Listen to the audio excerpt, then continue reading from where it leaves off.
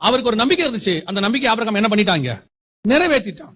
நான் அவனுக்கு சொல்லிக் கொடுப்பேன், அவன் கீழ்ப்படிவான். இப்ப அவன் கீழ்ப்படிஞ்சா அவன் பிள்ளைகளுக்கு சொல்லிக் கொடுப்பான்னு கர்த்தருக்கு அவன் மேல நம்பிக்கை இருந்துச்சு. இப்ப அவன் போகும்போது ஈசாக்கை அதே மாதிரி உருவாக்கி வச்சுட்டு போயிட்டான். அப்ப நாம எப்படி கீழ்ப்படியணுமோ அப்படித்தான் நம்ம சந்ததி இருக்கும். நாம கீழ்ப்படிய மாட்டோம், ஆனா பிள்ளைகள் கீழ்ப்படியணும். நாம சர்ச்சுக்கு ஒழுங்கா வரமாட்டோம், ஆனா பிள்ளைகள் ஆண்டவருக்குள்ள ஒழுங்கா இருக்கணும். நாம கர்த்தருக்கு பயப்பட மாட்டோம், ஆனா பிள்ளைகள் நமக்கு பயப்படணும். எப்படி இருக்கும்? இதான் ஃபர்ஸ்ட் ப்ராப்ளம் இங்க.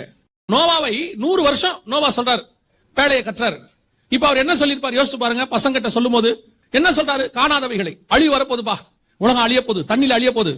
இந்த நோவா சொன்னதை அவன் பிள்ளைகள் என்ன செஞ்சாங்க? கீழ்ப்படிச்சு நின்னா பாருங்க. இன்னைக்கு இருக்க முடியுமா உங்களால? இன்னைக்கு சர்ச்சில் நீங்க ஒரு விஷயம் சொல்லி பாருங்க, முதல்ல உங்க வீட்டுல கேட்பாங்களா? உங்க வீட்டுல இருக்கிறவங்க அதை கீழ்ப்படிவாங்களா? அப்ப நோவா கீழ்ப்படிந்ததுனால யார் கீழ்ப்படிஞ்சாங்க? அவன் வீட்டாரும் கீழ்ப்படிந்தார்கள். அதான் இங்க ரொம்ப முக்கியம்.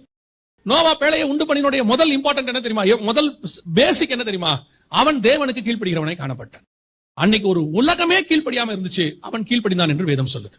இன்னைக்கு நாம எந்த இடத்துல இருக்கிறோம் பாத்துக்கணும். ஃபர்ஸ்ட் நான் கீழ்ப்படுகிறவனாய் காணப்படணும். எதுக்கு கீழ்ப்படினோம்? பைபிள் கொடுக்கிற எச்சரிப்புக்கு, சபையில கொடுக்கிற எச்சரிப்புக்கு. சில நேரத்தில் கர்த்தர் உங்களுக்கு சொப்பனத்துல பேசுவார், தரிசனத்துல பேசுவார், உங்ககிட்ட வாக்குத்தத்தம் கொடுக்கிறார். எத்தனை பேர் அதுக்கு கீழ்ப்படுறீங்க? இங்க விட்டுருங்க, நாங்க சொல்றதை விடுங்க. உங்ககிட்டயே கர்த்தர் பேசுறாரு தானே. எவ்வளவு அசட்டை பண்றோம்?